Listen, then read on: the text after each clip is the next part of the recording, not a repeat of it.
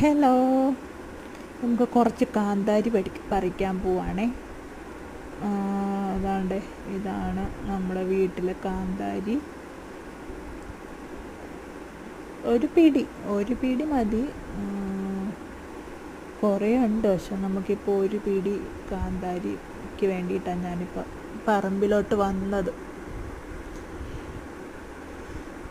ഞാൻ ദാണ്ടെ കുമ്പിള് കുത്തിയതിനകത്തോട്ട് വെച്ചു.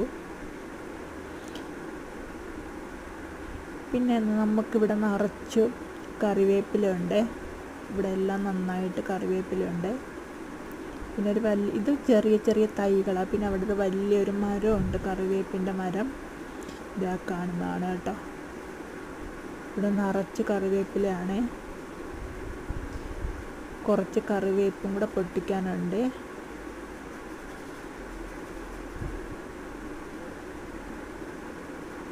പിന്നെ എനിക്ക് രണ്ട് പേരയ്ക്ക കുട്ടന്മാരെയും കൂടെ കിട്ടിയേ.